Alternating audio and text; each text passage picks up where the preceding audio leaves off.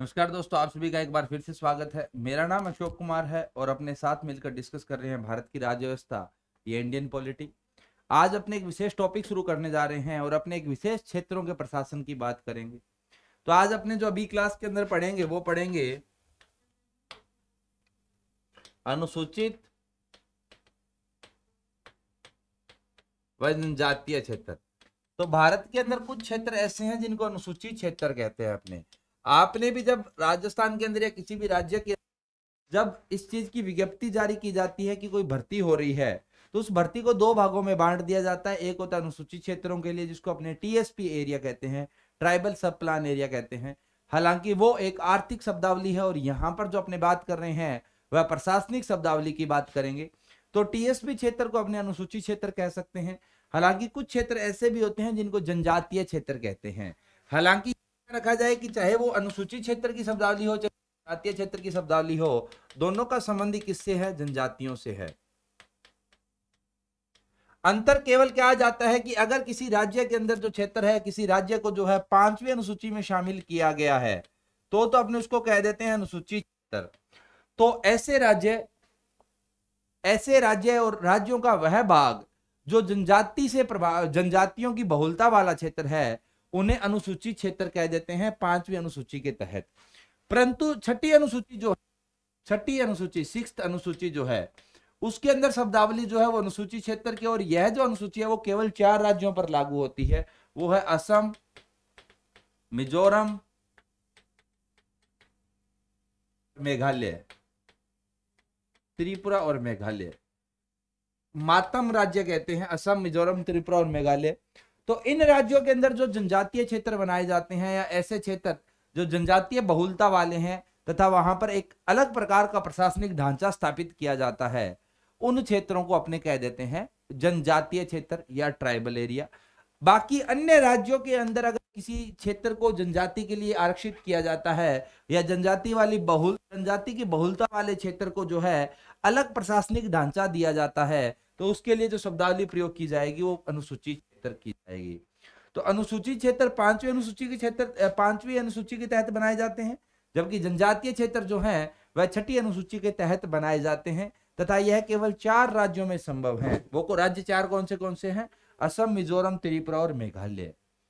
तो 5वीं और 6ठी अनुसूची दोनों का ही संबंध जो है वो जनजाति वाले क्षेत्रों के प्रशासन से है।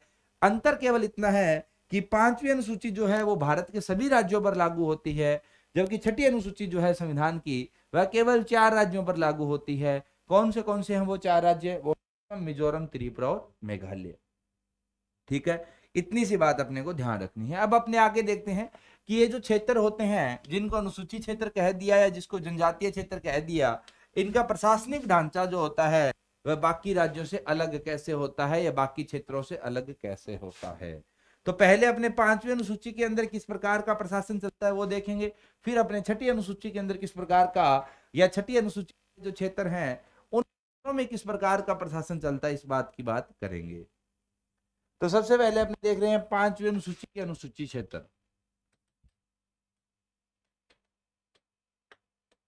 5वीं अनुसूची के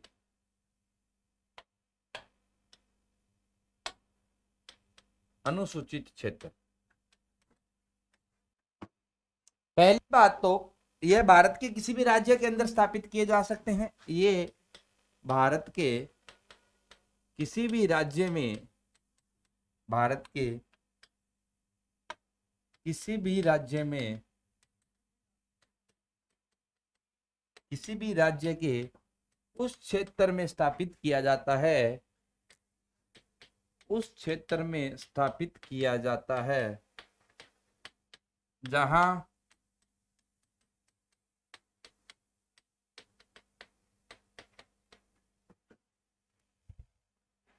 अनुसूचित जनजातियों का मतलब शेड्यूल्ड ट्राइब, अनुसूचित जनजातियों की बहुलता होती है। अब अनुसूचित जनजाति कहते किसको है? पहले तो वो अगर देखें तो देखो, भारत के अंदर जो राष्ट्रपति है ना, उसको एक शक्ति दी गई है कि राष्ट्रपति अगर एक विशेष सूची बनाएगा, अगर उस सूची के अंदर किसी भी जाति का नाम आ जाता है तो उसको अनुसूचित जनजाति कह देते हैं। वो पिछड़ापन है नहीं है, वो राष्ट्रपति निर्धारित करने के बाद ही किसी जाति का नाम जो है उस लिस्ट के अंदर शामिल करता है। वैसे ही राष्ट्रपति एक और सूची बनाता है, अगर किसी जाति का नाम उस सूची के अंदर आ जाता है तो उसे अपने अनुसूचित जाति कहते हैं। तो अनुसूचित जाति और जनजाति की सूची किसके द्वारा बनाई जाती है? राष्ट्रपति के द्वारा। हालांकि वास्तव में जो है उस सूची में एक बार सूची बनने के बाद उसमें बदलाव करने की शक्ति जो है संसद के पास है, राज्य के पास नहीं है। तो किसी भी जाति को एससी या एसटी का दर्जा देने का अधिकार संसद के पास है। वास्तव में जो संविधान के अंदर शब्दावली लिखी गई है वो लिखी गई है कि राष्ट्रपति बनाएगा। हालांकि राष्ट्रपति की इस शक्ति का क्रियान्वयन किसके द्वारा किया जाता है? संसद के द्वारा किया जाता है। ठीक है, तो पहली बात तो ये होती है अनुसूचित जाति और अनुसूचित जनजाति। राष्ट्रपति की सूची में जिसका नाम आ गया वो जाति और जनजाति हो जाएगी अनुसूचित। अब ये जो अनुसूचित क्षेत्र हैं वो ऐसे क्षेत्रों के अंदर बनाए जाते हैं जहां पर अनुसूचित जनजातियों की बहुलता होती है, जनजातियों की बहुलता होती है। तो उदाहरण के लिए राजस्थान के प्रतापगढ़ क्षेत्र में अनुसूचित जनजातियों की बहुलता है, तो उस क्षेत्र को जो है अनुसूचित क्षेत्र घोषित कर दिया जाएगा। अब बात आती है कि अनुसूचित क्षेत्र घोषित करने की शक्ति किसके पास है? तो अपने को ध्यान रखना है, राष्ट्रपति राज्यपाल की सलाह पर, तो सलाह किससे लेगा? राज्यपाल। अब राज्यपाल अपनी सलाह अपनी मर्जी से तो देता नहीं है, राज्यपाल किससे सलाह करेगा? जो राज्य का मंत्रिमंडल होगा उससे सलाह करेगा। राज्यपाल की सलाह से जनजातियों की बहुलता वाले क्षेत्र को, जनजातियों की बहुलता वाले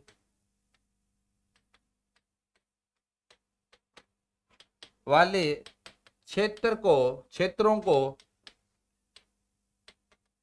अनुसूचित क्षेत्र घोषित कर सकता है, क्षेत्र घोषित कर सकता है। अब इसका मतलब ये भी तो हुआ ना कि अगर अनुसूचित क्षेत्र के अंदर जैसे 4 नए गांवों को जोड़ना है, 4 गांवों को हटाना है, तो भी कौन करेगा? राष्ट्रपति करेगा। तो कौन से क्षेत्र को अनुसूचित क्षेत्र कहा जाएगा, इसका दायरा कौन निर्धारित करता है? राष्ट्रपति करता है। और किससे सलाह लेता है? राज्यपाल से सलाह लेता है। अब अगर किसी क्षेत्र को अनुसूचित क्षेत्र घोषित कर दिया गया है तो वहां पर अंतर क्या आएगा? अंतर यह आता है कि ऐसे क्षेत्रों में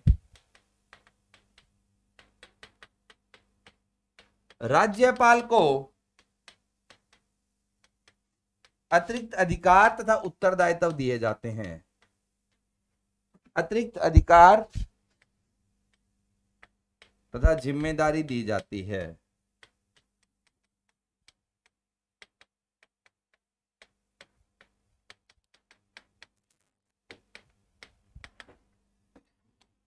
उसके जिम्मेदारी क्या है? राज्यपाल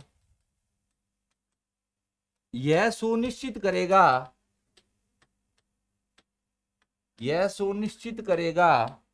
कि केंद्र तथा राज्य सरकार द्वारा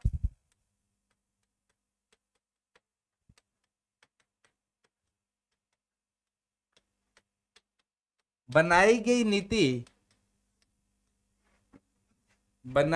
नीति जनजातियों के खिलाफ नहीं हो, जनजातियों के खिलाफ ना हो। अतः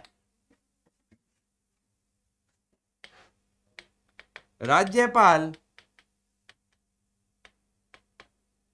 इन क्षेत्रों के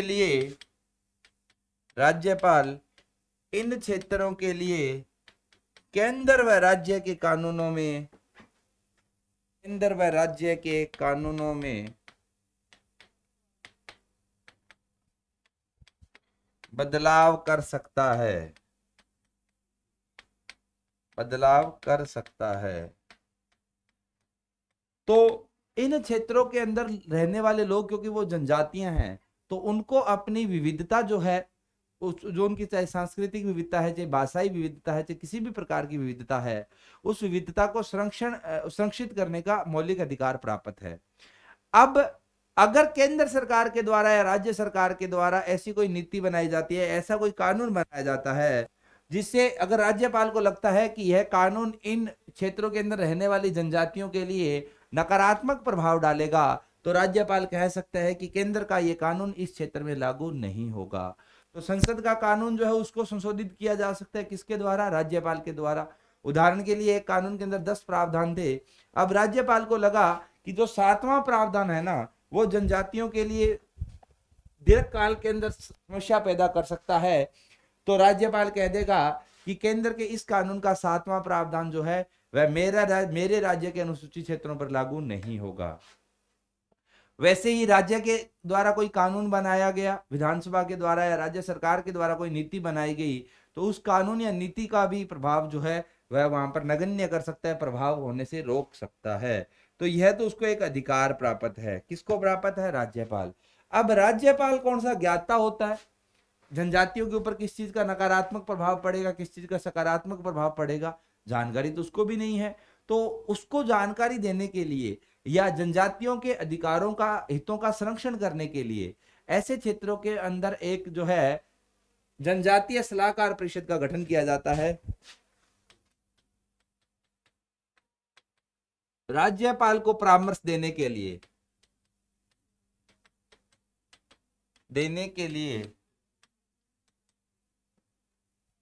जनजातीय सलाहकार परिषद का गठन किया जाता है। जनजातीय सलाहकार परिषद, या जिसको अपने TAC कहते हैं, ट्राइबल एडवाइजरी काउंसिल, का गठन किया जाता है। अब इसमें कितने सदस्य होंगे? तो जिसमें 20 सदस्य होते हैं। तो ऐसी एक परिषद का गठन किया जाता है जो कि ट्राइबल से संबंधित मामलों के अंदर राज्यपाल को सलाह दे। सदस्य होते हैं, इन 20 में से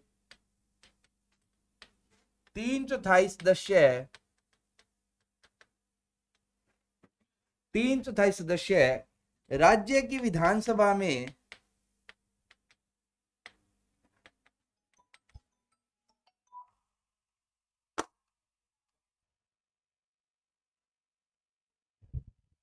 जो राज्य की विधानसभा में अनुसूचित जनजाति से संबंधित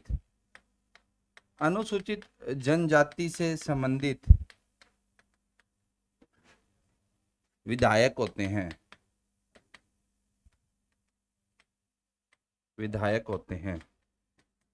ठीक है, इतनी सी चीज अपने को ध्यान में रखनी है।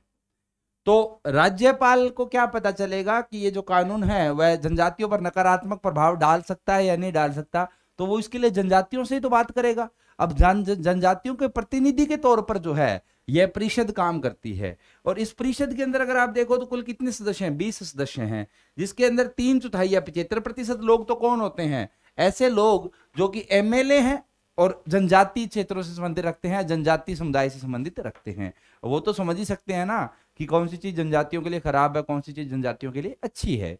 तो उनकी कहने पर जो राज्यपाल है वह केंद्र व राज्य के किसी भी कानून को तोड़ मरोड़ सकता है।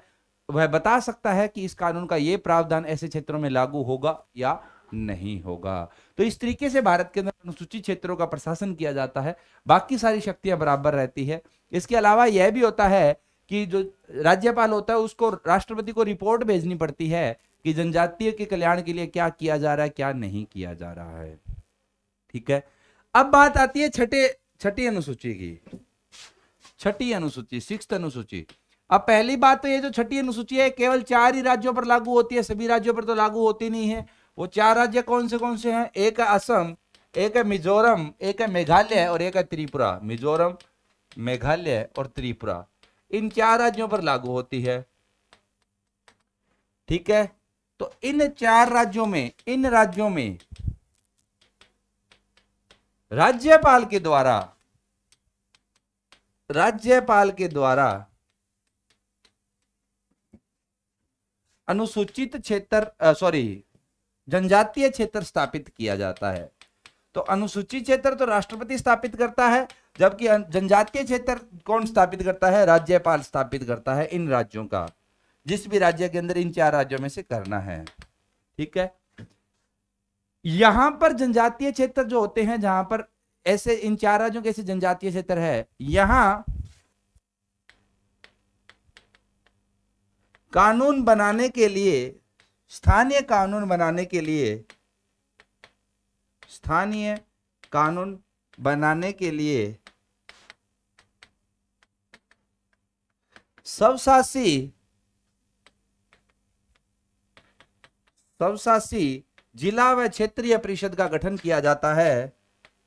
जिला तथा क्षेत्रीय परिषद का गठन किया जाता है, जिसमें 30 सदस्य होते हैं, जिसमें 30 सदस्य होते हैं। इनमें से 4 सदस्य राज्यपाल द्वारा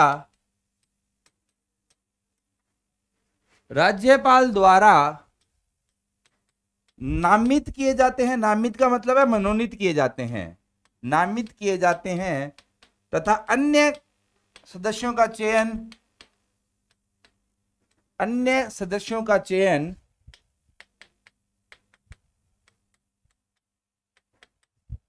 वयस्क मताधिकार के द्वारा किया जाता है। वयस्क मताधिकार के माध्यम से प्रत्यक्ष चुनाव के द्वारा किया जाता है, के माध्यम से प्रत्यक्ष चुनाव के द्वारा किया जाता है।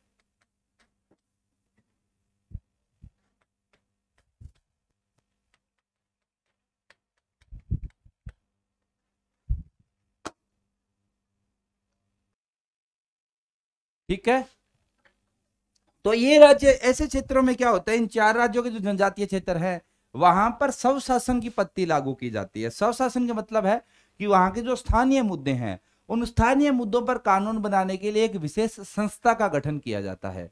उस संस्था को अपने नाम देते हैं स्वशासी जिला व प्रादेशिक परिषद। ऐसी जो संस्था होती है इसके अंदर 30 सदस्य होते हैं। ठीक है, इन 3 सदस्यों का नियम यह है कि 4 सदस्य तो राज्यपाल के द्वारा मनोनीत किए जाते हैं और बाकी 26 जो हैं उनके लिए चुनाव होता है। तो इन क्षेत्रों के लोग एक विशेष प्रकार के चुनाव में भाग लेते हैं।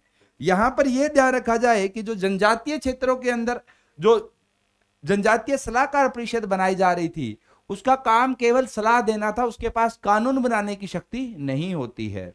जबकि जनजातीय क्षेत्रों के अंदर जो 4 राज्यों के जनजातीय क्षेत्र है या 6ठी अनुसूची के जो जनजातीय क्षेत्र हैं इनके अंदर कानून बनाने की शक्ति भी दी जाती है। इसीलिए इस संस्था का चयन जो है वह प्रत्यक्ष चुनाव के द्वारा लोकसभा विधानसभा की तरह ही चुनाव करवाया जाता है। तो 5वीं अनुसूची के अंदर जो परिषद का गठन किया गया है वो एक सलाहकार परिषद है, उसके पास कानून बनाने की शक्ति नहीं है।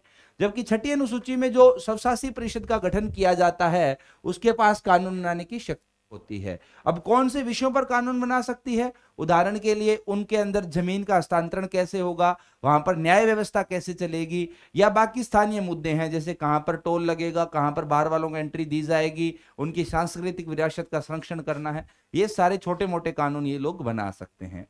अब बात आती है कि जो केंद्र सरकार के और राज्य सरकार के कानून हैं क्या वो यहां पर लागू होंगे या नहीं होंगे। इन 4 राज्यों के ऐसे क्षेत्र जिनको राज्यपाल के द्वारा जनजातीय क्षेत्र घोषित कर दिया गया है। तो अपने को ध्यान रखना है कि असम के मामले में राज्यपाल निर्धारित करता है कि केंद्र व राज्य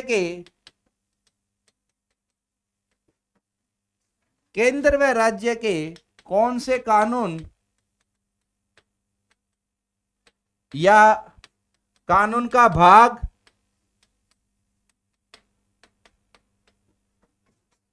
इन क्षेत्रों में लागू होगा। यह केवल असम के लिए है, बाकी तीनों राज्यों के लिए नहीं है। बाकी राज्यों के अंदर क्या होगा, तो असम के अंदर तो राज्यपाल जो है वह निर्धारित कर सकता है कि केंद्र सरकार का यह जो कानून है यह जनजातीय क्षेत्रों पर लागू नहीं होगा। साथ में वह यह भी निर्धारित कर सकता है कि राज्य सरकार का यह जो कानून है वो जनजातीय क्षेत्रों पर लागू नहीं होगा। बाकी 3 राज्यों में क्या होगा, अन्य 3 राज्यों में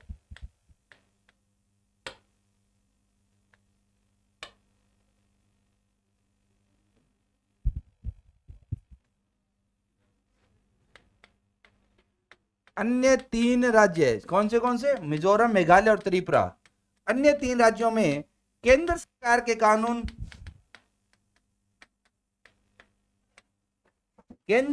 के कानून राष्ट्रपति द्वारा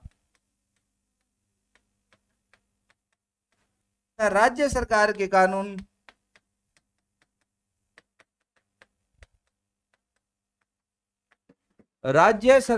कानून जो हैं वह राज्यपाल द्वारा निर्धारित किए जाते हैं।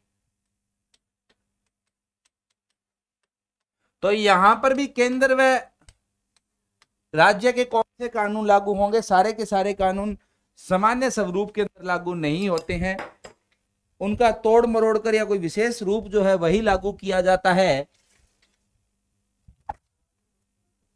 निर्धारित किए जाते हैं। परंतु अंतर इतना है कि असम के मामले में चाहे कानून केंद्र का हो चाहे राज्य का हो, उसका निर्धारण जो है वह केवल गवर्नर करेगा, जबकि बाकी अन्य राज्यों के अंदर अगर वह कानून केंद्र सरकार का है तो उसका निर्धारण जो है वो राष्ट्रपति करेगा, और अगर वह कानून राज्य सरकार का है तो उसका निर्धारण जो है वो राज्यपाल करेगा। हालांकि उनका कौन सा स्वरूप लागू होगा वह वहां के राज्यपाल के द्वारा निर्धारित किया जा रहा है। ये कहानी होती है इन विशेष क्षेत्रों के प्रशासन से संबंधित, बाकी सारे शक्तियों का बंटवारा वैसे ही चलता है। तो इसके साथ अपना ये टॉपिक खत्म होता है। अगली क्लास के अंदर अपन एक नया टॉपिक शुरू करेंगे। तब तक के लिए धन्यवाद, देखते रहिए। Have a good day, thank you, keep watching.